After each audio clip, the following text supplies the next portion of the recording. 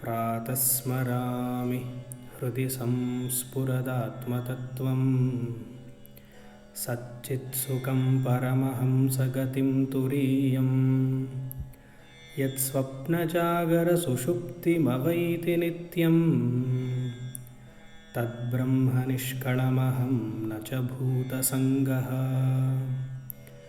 प्रातर्भजामि मनसा वचसामगम्यं वाचो विभान्ति निखिला यदनुग्रहेण यन्नेति नेति वचनैर्निगमा अवोचुः तं देवदेवमजमच्युतमाहुरग्र्यम्।